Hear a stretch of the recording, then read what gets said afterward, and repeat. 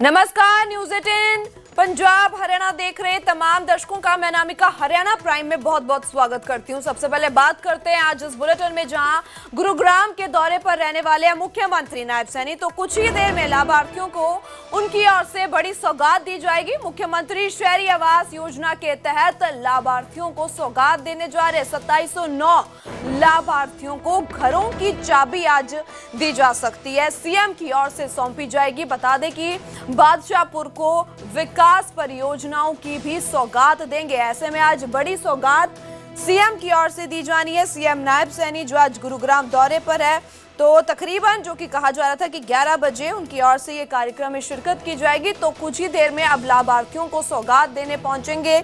तो विकसित बादशाहपुर महारैली में उनकी ओर से शिरकत की गई है। तो 2709 लाभार्थियों को उनकी ओर से ये विकास परियोजना के तहत चाबी पकड़ाई जाएगी। और बात करते हैं ज्यादा जानकारी के साथ, हमारे संवाददाता धर्मवीर हमारे साथ जुड़ चुके हैं। धर्मवीर, क्या कुछ अपडेट, आज मुख्यमंत्री की ओर से बड़ी सौगात दी जानी है? बिल्कुल, देखिए गुरुग्राम के बादशाहपुर इलाके में ये जो रैली है ये रखी गई है और ये सुबह 11:30 बजे का समय इस रैली का रखा था। कुछ देर बाद मुख्यमंत्री इस रैली में पहुंचेंगे। राव नरवीर सिंह जो कि कैबिनेट मंत्री हैं, उनकी विधानसभा क्षेत्र है जहां पर ये रैली जो है ये रखी गई है। और यहाँ पर मुख्यमंत्री जो है, मुख्यमंत्री आवास योजना के तहत करीब 2000 से ज्यादा लोगों को उनके घर की चाबी एक तरह से सौंपेंगे। हम कह सकते हैं कि उनको एक आवास देने का काम मुख्यमंत्री यहाँ पर करेंगे। और माना ये जा रहा है कि अब से कुछ देर बाद ही मुख्यमंत्री यहाँ पर पहुंच जाएंगे और उसके बाद इस कार्यक्रम की विधिवत रूप से शुरुआत हो जाएगी। बिल्कुल धर्मवीर, ऐसे में कितनी सौगात दी जाएगी, क्या कुछ आज का कार्यक्रम रहने वाला है, रूटीन क्या है आज का? बिल्कुल, देखिए मुख्यमंत्री आज गुरुग्राम के बादशाहपुर और पटौदी हल्के को कई सारी सौगातें जो है विकास कार्यों की वो दे सकते हैं और यहाँ पर घोषणा कर सकते हैं, क्योंकि पिछले कई दिनों से लगातार विकसित बादशाहपुर महारैली को लेकर के जो राव नरवीर कैबिनेट मंत्री हैं वो इलाके में का दौरा कर रहे थे। उस वक्त भी वो दावा कर रहे थे कि कई करोड़ की जो विकास कार्यों की सौगात जो है वो मुख्यमंत्री आज अपनी इस रैली के माध्यम से देने वाले हैं।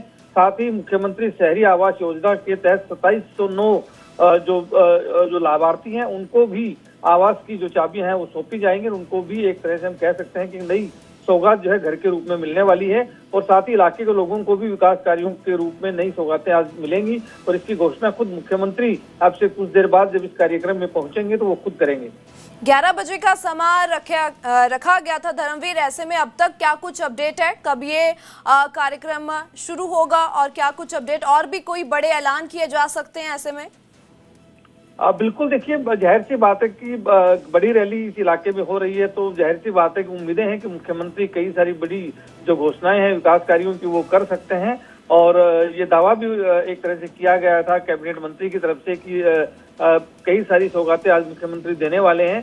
11 बजे के लिए पब्लिक को समय दिया गया था कि 11 बजे की रैली शुरू होगी, लेकिन कहा यही जा रहा था कि मुख्यमंत्री 12 बजे के आसपास, और उसके बाद ना सिर्फ कैबिनेट मंत्री राव नरवीर सिंह का संबोधन होगा बल्कि उसके बाद मुख्यमंत्री अपनी तरफ से अपना संबोधन देंगे और साथ ही जो विकास कार्य है उनको भी हरी झंडी दिखाएंगे और उनकी भी घोषणा करेंगे। बिल्कुल धर्मवीर, अपनी नजरें बनाए रखना, हम आपसे और भी अपडेट देते रहेंगे। ऐसे में फिलहाल आपका बहुत बहुत शुक्रिया तमाम जानकारी के लिए। तो बता दें कि 12 बजे का फिलहाल का समय अभी तय हुआ है, तो जिसके बाद लाभार्थियों को 2709 लाभार्थियों को इस सौगात के तहत चाबियां जो कि सौंपी जाएगी।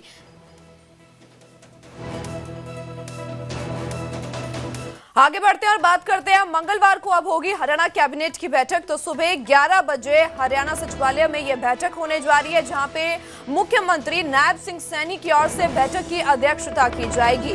तो बता दें कि मंगलवार को अब हरियाणा कैबिनेट की बैठक होने जा रही है। 11 बजे का समय यह निर्धारित किया गया है। हरियाणा सचिवालय में यह बैठक होने जा रही है। तो सीएम नायब सैनी इस बैठक की अध्यक्षता करेंगे। ऐसे में क्या कुछ फैसले लिए जा सकते हैं इस बैठक में, ये देखना अहम रहेगा।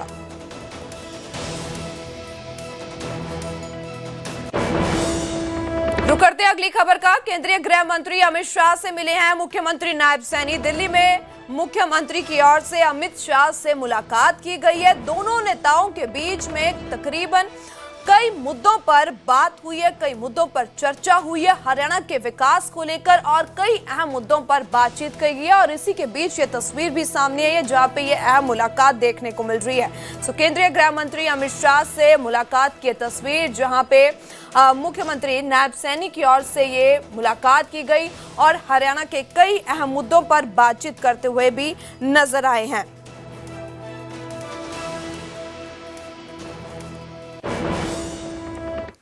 रुक करते अगली खबर का। यमुनानगर में कथित धान घोटाला मामले में अब एक और बड़ा एक्शन देखने को मिला। पुलिस की ओर से एक और आरोपी को गिरफ्तार कर लिया गया है।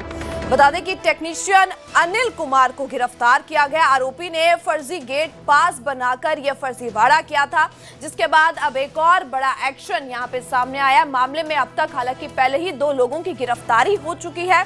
करीबन 70 करोड़ रुपए का यह पूरा कथित घोटाला बताया जा रहा है, जिसके बाद लगातार इसमें कार्रवाई की जा रही थी और इसके बाद एक और बड़ी गिरफ्तारी ये देखने को मिली है। टेक्नीशियन अनिल को गिरफ्तार कर लिया गया है, जो ये 70 करोड़ रुपए का घोटाला बताया गया था, जिसमें एक और गिरफ्तारी, हालांकि पहले ही 2 गिरफ्तारियां इसमें हो चुकी है। तो लगातार इस मामले में पुलिस की ओर से तमाम जांच पड़ताल जो की जा रही थी और उसी और एक और गिरफ्तारी इसमें देखने को मिल रही है।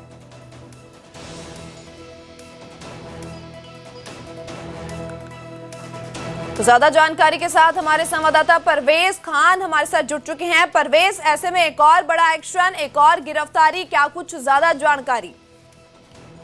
बिल्कुल आपको बताना चाहूंगा कि मैं ये पूरा जो मामला है 13 नवंबर का है, जब जो है खाद्य आपूर्ति विभाग के निदेशक जो है यमुनानगर के प्रताप नगर में राइस मिल में पहुंचता है। उसके बाद जो है जैसे ही केस की जो है परतें खुलती जाती हैं, उसके बाद जो है सबसे बड़ा जो चावल घोटाले का सबसे बड़ा सौदागर था संदीप सिंगला था, पुलिस उसके बाद गिरफ्तार करती है। जैसे ही पुलिस पूछताछ करती है, उसके बाद जो है कई बड़े खुलासे होते हैं। इससे पहले जो है जो यमुनानगर की तरफ से जो SIT का गठन किया गया था, इसमें 4 अधिकारियों को हाल फिलहाल में ही जो है सस्पेंड किया गया है। इसके अलावा जो है पुलिस जो है लगातार जो इस केस से जुड़े जितने भी अधिकारी है, कर्मचारी है, उन पर शिकंजा कस रही है। ताजे मामले में अभी फिलहाल जो है एक टेक्नीशियन को पुलिस ने गिरफ्तार किया है। इससे पहले 4 जो अधिकारी थे इनको जो है सस्पेंड किया गया था और इससे पहले जो है हैफेड के सीनियर मैनेजर को जो है पुलिस गिरफ्तार कर चुकी है। इसके अलावा जो रकम उसको दी गई थी रिश्वत की, वो भी पुलिस ने बरामद की गई है। फिलहाल जो है आशंका ये जताई जा रही है कि इसके बाद जो है पुलिस जो है उन आरोपियों पर भी शिकंजा कसने की कोशिश करेगी जो इस पूरी मिलभगत में शामिल है। बिल्कुल परवेज, ऐसे में ये भी माना जा सकता है जिस कदर ये पूरा मामला सामने आया, 70 करोड़ का घोटाले का मामला है और भी गिरफ्तारियां इसमें तय है। बिल्कुल, पुलिस की जो इन्वेस्टिगेशन है इसमें सबसे बड़ा जो मोड़ है संदीप सिंगला है, जिसने अकेले के जो व्यक्ति के नाम थी 7 फर्में थी। पुलिस और जो खाद्य आपूर्ति विभाग के अधिकारी आए थे, उन्होंने जैसे ही इस केस की इन्वेस्टिगेशन की, उसके बाद जो है कई चौंकाने वाले खुलासे आए।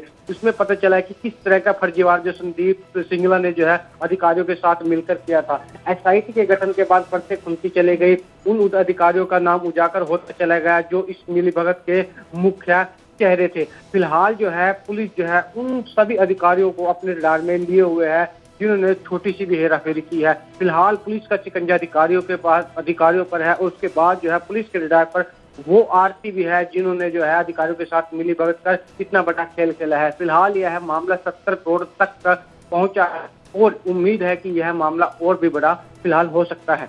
अब तक जो गिरफ्तारी हुई उस पर कोई और बड़ा खुलासा सामने आया परवेज? फिलहाल जो इन्वेस्टिगेशन हो रही है, जो संदीप सिंगला जो नाम उजागर कर रहा है, पुलिस उसी ही लाइन में आगे बढ़ती हुई इस केस में जो है परतें खुलती जा रही हैं और उसी के अकॉर्डिंग ही गिरफ्तारियां हो रही हैं। फिलहाल जो है जो पुलिस की जो इन्वेस्टिगेशन है, अब पुलिस की नजर में वो अधिकारी हैं जिन्होंने छोटा सा भी घोटाला किया है, या छोटी सी भी जो मदद है राइस मिलर की है। इसके अलावा अगला जो कदम होगा पुलिस का उन आड़तियों पर होगा। 25 से 30 आड़ती बताए जा रहे हैं जो इस खेल के मुख्य चेहरे रहे हैं। पुलिस फिलहाल उनसे भी इन्वेस्टिगेशन कर सकती है और जो उनकी जो भूमिका संदिग्ध लगती है, पुलिस उन्हें भी गिरफ्तार कर सकती है। जी बिल्कुल परवेज, आपका बहुत बहुत शुक्रिया तमाम जानकारी के लिए। तो लगातार अब खुलासे होते नजर आ रहे हैं, ऐसे में तमाम कार्रवाइयां भी लगातार जारी है। इन्वेस्टिगेशन टीम की ओर से SIT भी जो गठित की गई है, उसके बाद अब खुलासे भी देखने को मिल रहे हैं। तो ये अहम एक और गिरफ्तारी इस पूरे मामले में सामने आई है।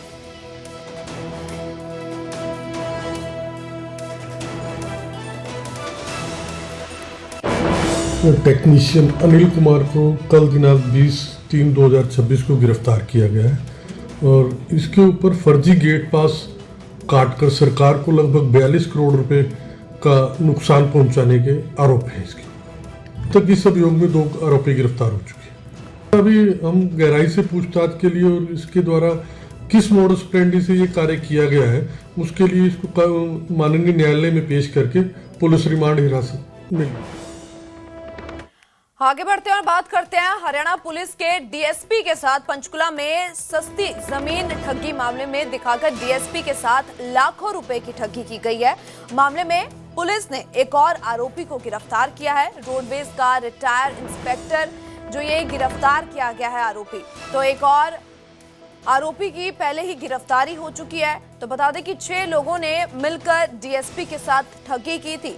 तो इस पूरे मामले में अब एक और गिरफ्तारी देखने को मिल रही है। तो हरियाणा पुलिस के DSP के साथ पंचकुला में यह ठगी का मामला सामने आया था, जहां पर सस्ती जमीन दिखाकर DSP के साथ लाखों रुपए ठग लिए गए थे। तो इस मामले में अब एक और गिरफ्तारी हुई है, हालांकि पहले भी गिरफ्तारी हो चुकी है। तो रोडवेज का रिटायर्ड इंस्पेक्टर अब गिरफ्तार किया गया है। तो 6 लोगों ने मिलकर इस पूरी घटना को अंजाम दिया था, जिसके बाद लगातार अब इस मामले में कार्रवाई की जा रही है और उसी और एक और गिरफ्तारी देखने को मिल रही है। तो हरियाणा पुलिस के इस मामले में बड़ी कार्रवाई, एक और गिरफ्तारी, एक्शन अब इस मामले में देखने को मिला है। आपसे ये चीटिंग हुई थी, 2023 में चीटिंग हुई थी कि सेक्टर 26 पंचकुला में 233 नंबर प्लाट है, 14 पर लेगा। उसको मुझे खरीदवाने के सिलसिले में मेरे साथ 53 लाख रुपए की ठगी हुई थी और मेरी शिकायत पे मुकदमा नंबर 274 दिनांक 5 नवंबर 2025 सेक्टर 14 थाना पंचकुला में दर्ज हुआ था। तो उसमें जो प्राइम अक्यूज था भरतपाल सन ऑफ फकीर चंद और गांव घराड़सी, तहसील थानेसर, जिला कुरुक्षेत्र का जो अक्यूज्ड है, उस अक्यूज्ड को आज से 3 दिन पहले state crime branch sector 27 Panchkula की टीम ने उसको अरेस्ट किया था और 3 दिन का उसका पुलिस रिमांड लिया गया था। रिमांड के बाद जो आज उसको माननीय अदालत में पेश किया गया था, माननीय अदालत के आदेश पे उसको 4 अप्रैल तक जो है जुडिशियल कस्टडी में भेजा गया है। तो उधर फरीदाबाद में एक कूलर बनाने के गोदाम में भीषण आग लग गई है। आग लगने से गोदाम को रखा लाखों का सामान जल गया है और इसके बाद दमकल विभाग की कई गाड़ियां मौके पर पहुंची और आग बुझाने का काम शुरू कर दिया गया। करीबन 2 घंटे की मेहनत के बाद आग पर काबू पा लिया गया है। हालांकि तब तक गोदाम के अंदर रखा लाखों रुपए का सामान जलकर नष्ट हो चुका है। उसी और तस्वीरें आप देख पा रहे हो कि ये पूरे आग से तस्वीरें जो सामने आ रही है, कूलर के गोदाम में ये भीषण आग लगी है। तो लाखों रुपए का सामान जहां पे पूरा जलकर स्वाह हो चुका है, नष्ट हो चुका है।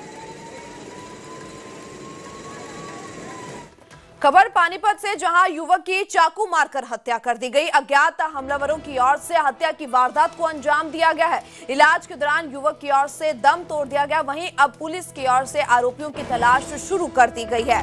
तो पानीपत में युवक की चाकू मारकर हत्या की गई है। तो बता दें कि अज्ञात हमलावरों की ओर से इस वारदात को अंजाम दिया गया है। ऐसे में क्या कारण रहे हैं युवक की जान लेने के लिए, तमाम इन सवालों का अब जवाब के लिए पुलिस की ओर से तमाम जांच पड़ताल की जा रही है और आरोपियों की तलाश शुरू कर दी गई है। तो किस मंशा के साथ इस वारदात को अंजाम दिया गया आरोपियों की ओर से, अब लगातार पुलिस की तरफ से जांच की जा रही है। सर सुबह में रेडी तैयार किया माल, वो माल लेकर रेडी निकाल ली अपनी ठहरी करने के लिए। हम चले गए उधर राजाखेड़ी गांव में, ये चला गया इधर कुटानी रोड साइड। तो सर बाद में अपने कोई बात नहीं, मेरी बातचीत हुई दिन में, तो बोला हाँ ठीक है। हमने कि ये मेला मूला चल रहा है आज ईद का, बेटा उधर से घुमा के अपने मेले में लगा लेना आके। बोला ठीक है जी, जब मैं आ जाऊँगा अपने टाइम से। और उसके बाद मेरी बातचीत नहीं हुई, फिर मेरे पास ना फ़ोन आया ना कुछ। फिर मुझे जी अभी सूचना मिली जब यहाँ अस्पताल में आ गए। क्या हुआ, क्या सूचना मिली आपको? सूचना मिली कि किसी ने तुम्हारे ये अमन तुम बोल रहे हो, रेडी पे नंबर लिख रहा है कि अमन आप बोल रहे हो। हमने कहा हाँ जी अमन हम बोल रहे हैं। कि अच्छा आपकी ये रेडी है? हमने कहा हाँ जी मेरी रेडी है। बोले आपके लड़के को किसी ने चाकू मार दी है, अपना संभालो, आके सिविल में पहुंच जाओ जी। सिविल में आपका लड़का मैंने पहुंचा दिया है। तो पता लगा किन के साथ झगड़ा था, क्या कुछ मामला? कोई जी किसी से गैर दुश्मनी थी। अभी 7 दिन हुए घर से आए ने, नए आए हुए थे। कहाँ के रहने वाले हो? कानपुर देहात के रहने वाले हैं। यहाँ पर कहाँ रहते? तो वहीं और आज गुरुग्राम के दौरे पर मुख्यमंत्री नायब सैनी गुरुग्राम पहुंच चुके हैं, जहां पे कुछ ही देर में लाभार्थियों को सीएम की ओर से बड़ी सौगात दी जानी है। मुख्यमंत्री शहरी आवास योजना के तहत लाभार्थियों को सौगात दी जाएगी।